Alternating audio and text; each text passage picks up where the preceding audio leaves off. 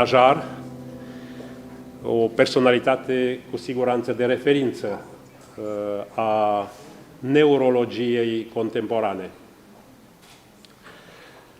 Domnia sa este aici, la București, și apoi va fi și în țară, la Sinaia, la Cluj, în calitate sigur, de profesor, de medic ilustru, dar și de laureat al primei ediții a Premiilor Constantin Brâncoveanu Internațional. Ediție care a avut loc în 2018 și s-a încheiat cu o ceremonie la New York. Despre Fundația Alexandrion, la noi se știu destul de multe lucruri, dar aș profita de prilej pentru a menționa totuși câteva noutăți. Prima se referă la evoluția programelor fundației. Știți prea bine, Fundația Alexandrion este susținută de alexandriongroupul, condus de chairmanul grupului, de domnul Salameh, iar această fundație s-a consacrat în spațiul României ca fiind cea mai implicată fundație privată, cea mai solidă inițiativă privată de susținere a unor branșe, cum sunt sportul, artele, cultura și altele în societatea românească. Se poate observa în ultimii ani o evoluție certă a programelor fundației. Știm bine, fundația a debutat cu programe de premieră în sport, în artă.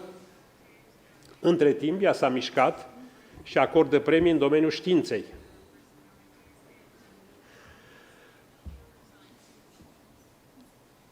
Fundația a acordat premii pentru intelectuali consacrați, în general seniori, dar recent ea acordă și premii pentru tineri. Matei Brâncoveanu, după numele fiului lui Constantin Brâncoveanu. De asemenea, Fundația a premiat la început întreprinzători, mai nou premiază și cercetători cu rezultate excepționale. În sfârșit, Fundația a alocat premii naționale, mai nou, ați putut observa, la Londra, la München, Fundația a acordat și premii pentru diaspora. Și mai nou, cum spuneam pe parcurs, Fundația a trecut la Premiile Internaționale Constantin Brâncoveanu. Iată, deci, o evoluție a programelor Fundației Alexandrion. Mai este un aspect de remarcat, și anume, Fundația nu numai că acordă premii pentru rezultate, dar susține acțiuni de, să spunem direct, stimularea dezbaterii de idei din România. În acest sens, sigur, suntem acum în fața ediției a 4-a a dezbaterilor de la Sinaia. Deci Sinaia, aproape de București, probabil că încă n-ați fost des la Sinaia, dar pentru dezbatere n-ați fost, dar sunt convins că o să vă convingem să veniți, pentru că dezbaterea a 4-a va fi tot pe o temă fierbinte, și anume reorganizarea Uniunii Europene. Iată, deci, foarte succint evoluția programelor fundației. Orice fundație are o deviză, dacă vreți să formulăm deviza cât mai succint în frumoasa engleză, aceasta este, în mod clar, daring, caring, sharing. Adică plecăm de la premiza că e o lume deschisă, lumea în care trăim ca generații. Această lume va rămâne cu siguranță deschisă, încât pentru fiecare fundație, pentru fiecare întreprindere, pentru fiecare persoană e important ceea ce face. 2. Lumea este clar că îi avantajează pe cei care pun întrebări, pe cei care iau decizii, pe cei care întreprind lucruri noi. Și în sfârșit, suntem convinși ca fundație că investiția în inovatori și creatori este cea mai bună investiție pe care o poate face o fundație.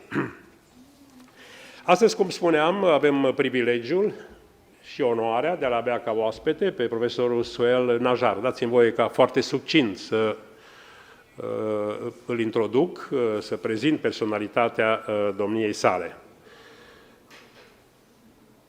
Încă la noi se discută puțin în viața publică despre neurologie.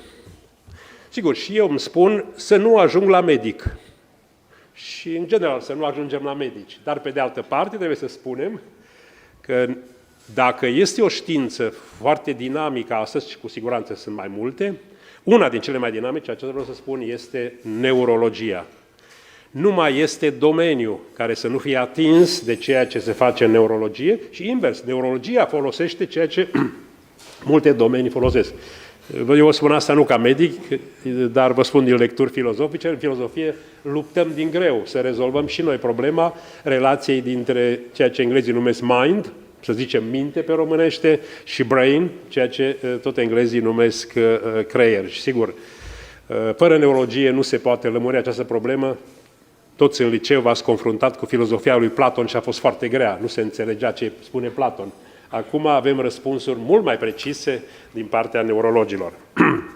Sigur, domnul profesor Souhel Najjar reprezintă, cred eu, văzând și lucrările, cu brio, reprezintă superlativ, reprezintă la cel mai înalt nivel domeniul neurologiei.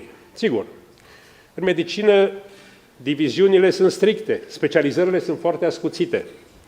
Dânsul, în mod clar, este la această oră cel mai bun specialist în probleme de autoimunologie, deci de cercetare a sistemului imunitar din punctul de vedere al apărării lui vis-a-vis de maladii, de amenințările maladiilor și, sigur, ca efect practic, în chestiunile epilepsiei, domnul profesor Souhel Najjar este o referință mondială certă. Sigur, cei care au urmărit filmele americane ați putut vedea și în film un personaj care a fost ajutat de un doctor să se vindece de o boală care avea atingere cu autoimunologia și, sigur, doctorul era chiar profesorul Najjar. Deci este și un personaj de film deja, domnul profesor Najjar. Sigur, în momentul de față, ar fi multe de spus despre traseul biografic al profesorului Najjar și, de obicei, aceste trasee, în multe țări se studiază pentru că noile generații trebuie să vadă cum se poate deveni celebru medic, celebru fizician, celebru chimist, matematician, etc. Dar mă refer doar la actualitate. Din 2014 până în prezent, domnul profesor Najjar este Chairman of Neurology la Lenox Hill Hospital, New York. I-am și spus, văd că gravitați doar în jurul New Yorkului. Este clar că New York e foarte atrăgător și oportunitățile sunt enorme. Domnul profesor Najjar este din 2014 până astăzi Chairman of Neurology de asemenea la State and Island University Hospital, profesor și chairman la Department of Neurology la Donna and Barbara Zucker School of Medicine, tot lângă New York, chairman of Neurology la North Shore University Hospital și chairman of Neurology la Long Island Jewish Medical Center, așișderea lângă New York. Însu are un traseu pe care a marcat mereu cu rezultate de cercetare de referință internațională progresul în neurologie și în special în ceea ce am spus în domeniul autoimunologiei. Pe traseul dânsului, sigur, au intervenit diferite universități, în sensul că dânsul a fost profesor, a fost în contact, a fost angajat în cercetări, pe lângă Columbia, pe lângă Boston, iar în Europa, pe lângă rețeaua spitalicească legată de medicina de la München. Medicina de la München este și ea una din cele mai relevante, oricum în Europa e la vârf și profesorul Najjar a fost de asemenea și aici, este implicat în programele de aici. E destul să spun, data aceasta sigur presei, că știți bine, New York Magazine întocmește anual lista celor mai buni doctori și observ aici 9 ani, 10 ani, profesorul Najjar a fost declarat New York's Best Doctor, unul din cei mai buni doctori din New York. Acestea fiind spuse, vreau să exprim încă o dată satisfacția de a avea alături de noi o personalitate de talia profesorului Najjar. Vreau să exprim certitudinea că și întâlnirile pe care le va avea cu specialiștii la București și cele de la Cluj, cu medicii din cele două centre, îi vor da pe de o parte prilejul să cunoască ce se face aici și după cum va da prilejul multor colegi din țară să ia legătura cu totuși cel mai bun specialist în epilepsie de la această oră din lume. Acesta este faptul simplu care cred că rezumă importanța a ceea ce a făcut și, desigur, a ceea ce face domnul Najjar. Trebuie să mărturisesc că când am fost informat că vin aici, mă gândeam că trebuie să fie un senior, gârbovit de ani, dar am întâlnit o persoană tânără, cu siguranță, care va avea încă multe de spus în cercetare și în viață. Vă mulțumesc! Thank you. Thank you very much for your kind words and the wonderful introduction. How wonderful it is to be here with you this morning and to visit wonderful city. I'm really honored and privileged and grateful to the wonderful invitation from Alexandrion Foundation, and in particular I'm grateful to its president, Dr. Nawaf Salami, and his wonderful wife, Reem Dawood, for offering me such an opportunity to visit Romania. When I was told about my visit, I was really both astounded and incredibly happy to be here. I was really very much looking forward to be here, and I know I'm going to already start having great time. It started last night. And I'm here not so much to talk about myself, to talk about what I represent, what our profession all about. Indeed, the award that I received from Constantin Brâncoveanu, International Award from Alexandrion Foundation, is such a prestigious award and recognition. It serves as a reminder of why I entered medicine, what our medical profession all about. It's about healing illnesses and advocate for those who cannot advocate for themselves. It's about the sacred relationship we all talk about between physician and patient, about trying to do the right thing for the patient every single day, especially knowing that the disease does not respect any boundaries or any book. And always you have to think out of the box to save people's life. This is a very, very, very special thing. If you learn to live medicine, and in my case, living neurology, this will make you really a better physician. Not to practice medicine, but live it. Susanna Cahalan's story as an example of when we face seemingly hopeless situation, you have not to surrender, but try to overcome it. And you have to think harder and be innovative in order to reach the right diagnosis. This is an example when the physician needs to treat the patient as a whole and not only the illness. And try to think in the 3-dimension, because the disease often have a 3-dimension. In Susanna's case, if you look at only psychiatric dimension, you're going to miss the diagnosis. You're going to reach wrong diagnosis. But if you look at it from 3 dimensions, then you have more chance to make the right diagnosis.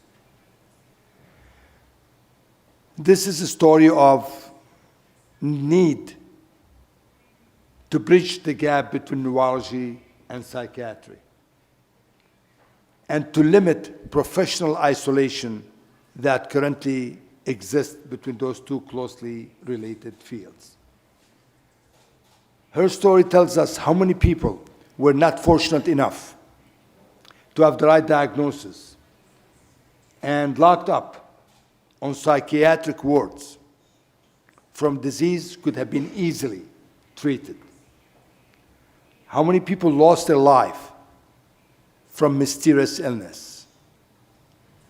When she recovered, and I'm thrilled to say that she has completely recovered, she wrote her story first in New York Post. And the title of her article, My Month of Madness, describing her own story of rapid, mysterious descent into madness that was unexplained. And then that she wrote a book, Brain on Fire, and the title of that book is a word I used first when I met her parents during the first visit in the hospital. After she was approximately hospitalized for a month with no real diagnosis, and the final impression was probably she has psychiatric illness. And when I met her and her parents, I knew it's not. But I have to convince the world it's not mental illness. She was seen by many specialists from multiple disciplines from a major medical center in the heart of Manhattan. You talk about neurologists, psychiatrists, neuropsychiatrists, infectious disease, immunologists, cardiologists, internists. She was seen by other specialists outside the institution, and the final verdict, she's probably schizophrenic, suffering from psychotic episode, probably triggered by alcohol withdrawal. This is a lady who really barely could drink any alcohol. Why? Because there was such a huge resistance to accept such psychiatric symptoms can be neurologically based. This is what I'm talking about, the product of the professional isolation between psychiatry and neurology. Because we don't know that neurological disorders can sometimes present with overwhelming psychiatric symptoms, mimicking mental disorders.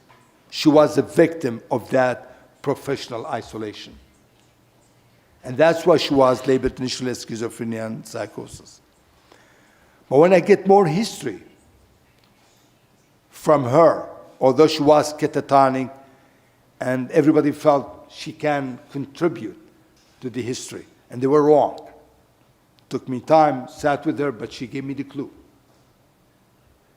She gave me the clue to make the diagnosis where $1 million workup, to include the 3 MRIs and spinal tap and so forth, did not yield the right diagnosis. As a matter of fact, it yielded into the wrong diagnosis because her MRI is normal, blood tests are normal, and she's acting psychotic. But the test that I did is called clock drawing test. But why I did that? I start early telling you about you have to be innovative every day in what you do. You have to live neurology, not to practice it. I know my colleagues made the wrong diagnosis. Now it's up to me to prove that it's neurologically based. And I know it was quite challenging when you go against medical establishment and the popular opinion. I wasn't popular back then. They knew that I usually deal with mysterious cases. That's why they asked me to get involved after 1 month of hospitalization with no diagnosis.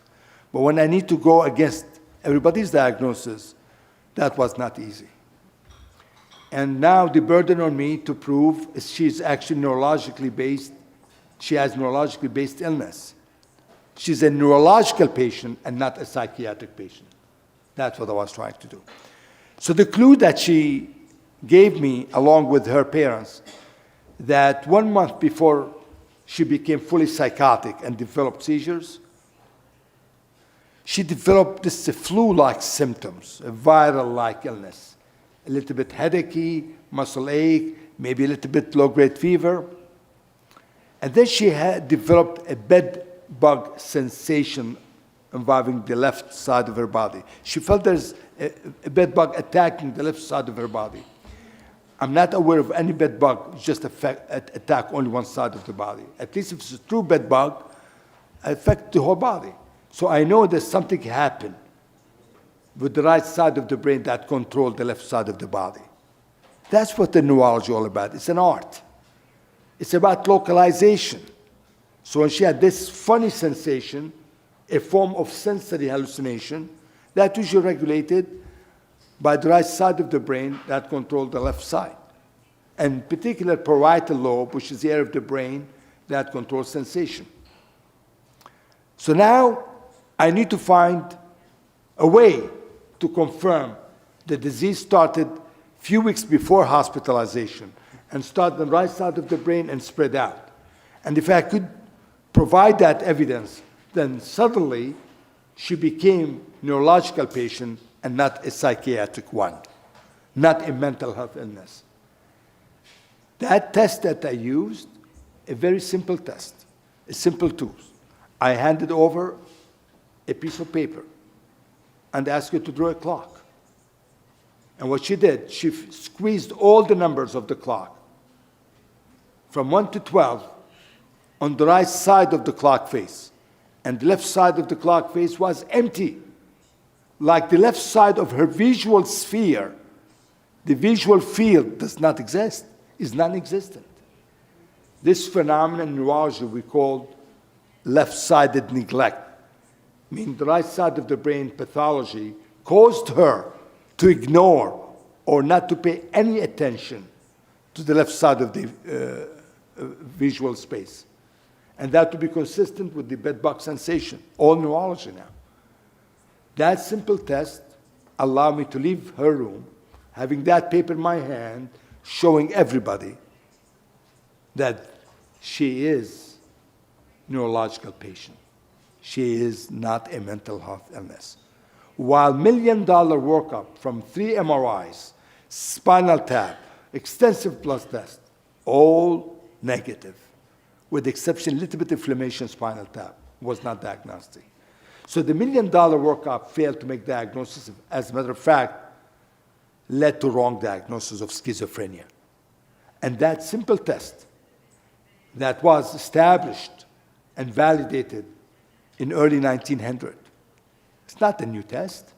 We knew about it early on when they used it to screen for cognitive impairment in soldiers initially who sustained head injury involving parietal and occipital head, the back of the head.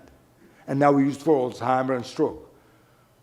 But in the era of sophistication and advanced technology, we forgot to resort to that simple test. Doesn't cost much. And to make quickly diagnosis what's happening with this patient. First, I use the right side of the brain infected and spread out. And I have to explain to the family at that time. And I have to explain to my colleagues. That disease was not well known. Now we refer to as anti-NMDA receptor encephalitis.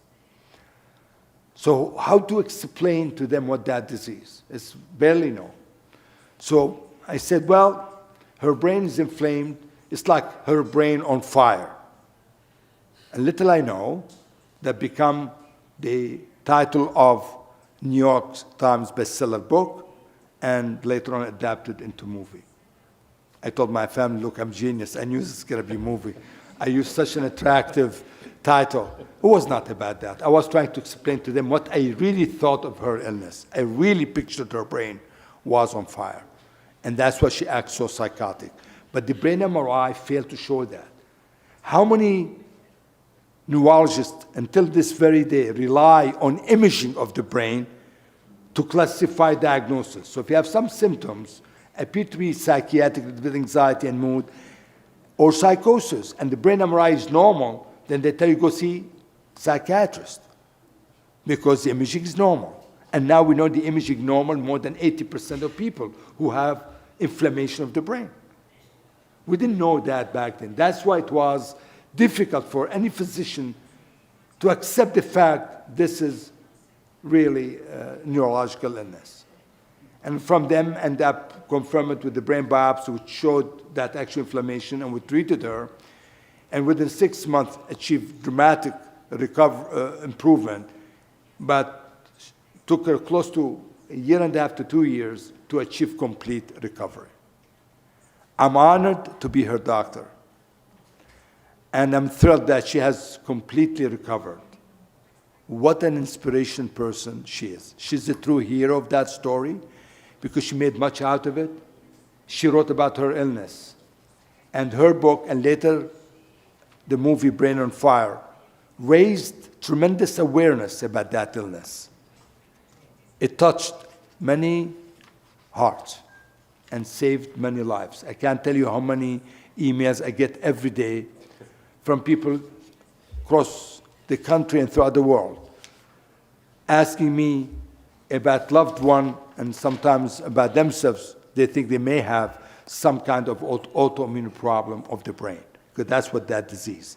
When the body's immune system turns against its own body tissue and causes inflammation, damage, and in her case, the inflammation was in the brain, caused a change in her brain chemistry. We refer to neurotransmitters, and she acted psychotic. It's unbelievable what she's done. I lectured for more than 15 years about autoimmune disorders of the brain. At the time, they were not popular or well known. But her story brought awareness more than my 15 years of lecturing. That's why she's a true hero, because she did not only think about herself, she made sure that nobody should go through what she went through, and no life should be lost as a result of misdiagnosis. And more importantly, think about the patient as a whole. Think about the patient as a human, even when that individual is catatonic and not able to talk. Still, take your time, sit, don't stand up next to the patient. Take the time to get the history, because they have the clues in their histories. That's a lesson for me, a lesson for a lot of physicians. And saving someone's life is such a very special and rewarding experience to both patient and doctor. And I have to tell you, as a result of that, created an unbreakable bond between me and Susanna. I have 3 children, and she's a 4th. It's an unbelievable story that sometimes remind me it's worthwhile I entered medicine, and why we do that every single day. Again, I would like to take the opportunity to thank you all for being here, for listening to that. And I would like to really thank Professor Marga for really wonderful comments about me, but it's not about me. It's about the patient. It's about taking science to another level, really bridging the gap between psychiatry and neurology, no more professional isolation. We have a lot of work in this area, and now as a result of her book, we have more research in the field of immunology of the brain. Because immunological disorders affect the brain often present with psychiatric illness. So now we go back in the history, those cases of demonic possessions. Some of those, in retrospect, could have been a disease similar to Susanna's Gay-Helene illness, where the immune system, antibodies, tackling the brain tissue and cause psychiatric symptoms, because psychiatric symptoms are the most common symptoms of immunological attack against brain. Thank you. With that, I would welcome your comments or questions. Thank you. Thank you. Thank you. Thank you, Professor Najjar. Thank you. Dacă aveți întrebări, e o conferință de presă, așa că întrebările sunt inocente, răspunsurile vin taxate, nu? Hello, welcome to Romania, welcome to Bucharest. Sebastian Popescu of Recent News. Doctor, tell me what are the most common cause of symptoms of autoimmune encephalitis? Great. Thank you for your questions. It's an important question. What's the most common cause, most common symptoms of autoimmune encephalitis? Autoimmune encephalitis can be caused by many antibodies, and every year or so we discover new antibodies we didn't know about it before. So for instance, anti-NMDA receptor encephalitis, which is the type of encephalitis Susanna Cahalan has, that antibody first described in 2005, 5 cases, then 2007 they give him the name, and then 2008 we have 100 cases, in 2013 we have more than 500, and now we have thousands. Why? Because of the awareness about that illness. Symptoms, the most common symptoms, as I said, psychiatric symptoms. Psychosis, cognitive issues, mood disorders, delusions, hallucination. That's how usually they start at first. Some change in personality, a little bit anxiety, a little bit agitation, and then develop some cognitive issues, short-term memory, and then seizures, movement disorders, some kind of abnormal movements. We refer to as dyskinesia. So a little bit twitches of the arm, or some abnormal movements of the mouth or tongue, or sometimes abnormal posturing, we call dystonia. And then they develop autonomic instability, a phenomenon referred to erratic fluctuation of a blood pressure, pulse, rhythm. And if the diagnosis not made at that time, they basically lapse into stupor state or coma, and sometimes they die from cardiac arrest and central hypoventilation, meaning inability to breathe as a result of a brain dysfunction. So a constellation of a change of mood, psychiatric symptoms, cognitive decline, seizures, abnormal movement, and then catatonia. Indeed, now we reclassify catatonia. In the old days, catatonia purely mental illness, and we called catatonic schizophrenia and so forth. Now we know 50% of people who are diagnosed to have catatonia actually have an autoimmune disorder of the brain. And the only manifestation, catatonic, which is a state characterized by positive motion, everything stops, and affect most of the young population. So when I see a person present with those symptoms, especially of rapid onset, rapid deterioration, often intractable to typical psychiatric medication, then I think about autoimmune, and you have to do the proper workup. To include now, we have commercially available blood tests for the majority of those disorders. But now we know around close to 40%, maybe more, of those patients who have immunological attack on the brain, we don't have biomarker in the blood, meaning we don't know the antibody, new antibodies. So we're still discovering every year or so new antibodies. So with that discovery, we expand the spectrum of autoimmune encephalitis of the brain. Thank you for your question. Thank you. Another question? Hello, my name is Vlad Panait from Business Launch magazine. I was curious, what is the right treatment for this disease? Okay. So it's immune therapy to control the inflammation in the brain caused by the antibodies attacking the brain. So the first line of treatment, a form of steroid, given intravenously, and then often with the intravenous immunoglobulin. Immunoglobulin is antibody derived from thousands of healthy donors and infused intravenously for those individuals with those disorders. So almost good cop against bad cop. So that good antibody control or counteract the harmful effect of the bad antibody that's tackling the brain, and also reduce inflammation in the brain. So we call it immunoglobulin, often used intravenously. And sometimes we do plasma exchange when we hook up that patient to a big machine that takes a few units of patient's blood and separate it into two components, liquid component, which is the serum that potentially harboring those harmful antibodies, and the cell component, which will transfuse back into the patient's body. The liquid component that potentially harbor the harmful antibodies, we get rid of it and replace it with normal saline. So a kind of washing a person's blood, basically, from those antibodies to wash them out.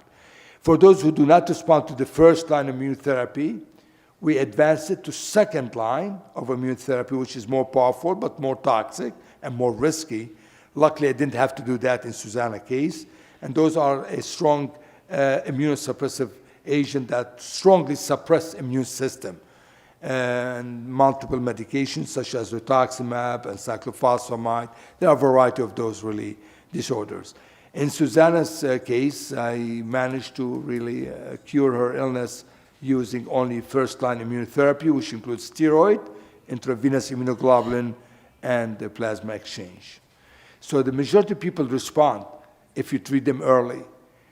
And about 75% of people achieve complete or near complete recovery. 25% they have residual deficits. So all based on how early you make the diagnosis and how aggressive the treatment. That's why if you treat early, the chances to achieve full recovery is 75%. So you wonder a lot of those patients like Susanna before 2007, before anybody knew about that illness, how many people left undiagnosed, and really it's scary just to think how many locked up on psychiatric wards, and some of those patients died at young age. This is a disease of young age, often young females of childbearing age, like Susanna. Death in those cases approach 15% in the old days, but now less than 7%, maybe less than 5% because of increased awareness and early treatment. Any more questions? Bună ziua, Ileana Vlădus mă numesc, de la revista Doctoras. Aș vrea să ne spună, domnul doctor, câteva cuvinte despre părerea dânsului referitoare la rolul și importanța neuroplasticității creierului în vindecarea pacienților care au leziuni cerebrale sau encefalită autoimună. Excellent questions. The role of neuroplasticity. First of all, let me just talk a little bit about autoimmune encephalitis and broaden really the discussion. NMDA receptor encephalitis, the target for the antibody in Susanna's Kehalan, those receptors mediate cognition, memory, emotions, but also regulate neuroplasticity, ability for nerve cell regeneration. That's what basically plasticity is all about. So when you impair those cells, you impair the plasticity. And when you eliminate those antibodies, the nerve cells recover. And that's why, despite the fact the patient can be terribly sick, but they can can achieve full recovery in majority of the cases. So now, as we know more about those illnesses and other neurodegenerative disorders and traumatic brain injury, a lot of investments in therapeutic strategies, research programs targeting neuroplasticity as one methodology to reverse neurological illness, to include spinal cord injury, traumatic brain injury, even in neurodegenerative disorders such as Parkinson's disease and other disorders of the brain, to include inflammatory really disorders. But still at this point, at the level of research, and there are a lot of animal models being done to investigate the possibilities of inventing drugs that promote, enhance neuroplasticity in order to promote recovery and limit injury. A lot of those drugs may work on not only receptors, but on inflammatory mechanisms, because inflammation can limit neuronal plasticity or neuronal regeneration. So still at this point, not in the clinical practice, but I bet you within 10 years from now, you will have more novel treatment targeting those specific mechanisms, and I think that's the future. Thank you. Any other question? Hello, I'm Andrea, fourth-year medical student. I would like to ask if it is a genetically transmitted disease that affects the receptors and is triggered by environmental factors, or just environmental? I'm sorry, one more time, I didn't hear the whole point. If it is a genetically transmitted Okay. disease. Yeah. Genetic factors you're asking Yes. about, yes. So this is really important question because some of us in this room may have antibodies against NMDA receptor antibodies, but we don't have the disease. And the question, when person exhibit the symptoms, does that mean this is when that person developed antibodies or they have it before? So believe that there are some genetic propensity to develop those antibodies. In Susanna's case, we don't know what are those genetic. But we know autoimmune disorders in general tend to be genetic.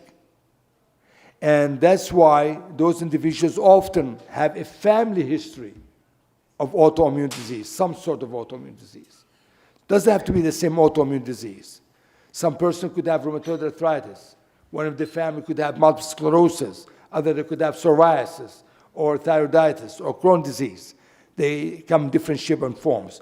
But 1/3 of patients who have autoimmune disease, if you dig in the family history, you find that family members, relatives may have, at least close relative, some form of autoimmune disease. Doesn't have to be the same one.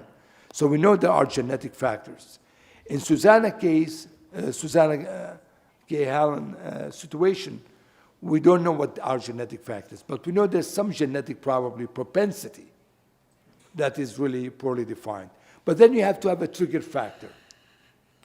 And we think it's a product of the illness of both immunological trigger and some genetic propensity, in some patient at least.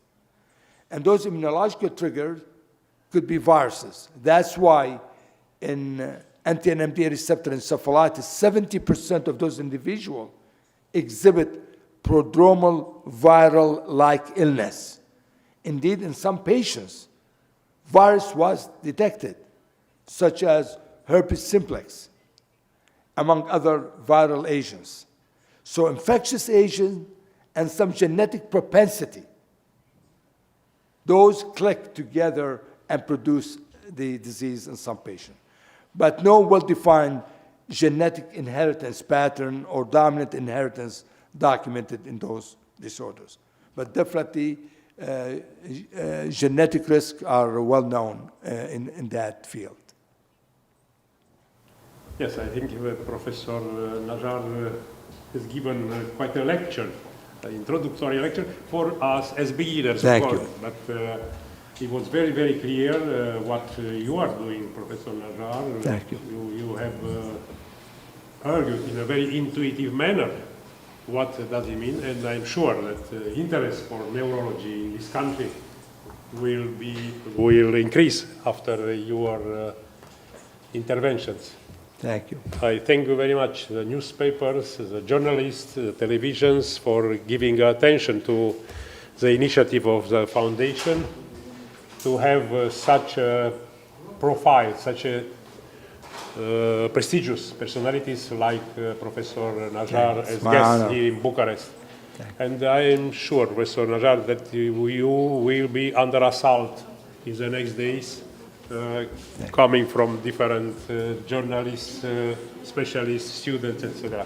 Thank you very much for your very, very convincing argumentation. Thank you very much again for your kind invitation and to be in Bucharest. I enjoyed the city, and really it's an honor and privilege to be with you all. Thank you again. Thank you. Thank you. Excellent. Very intuitive.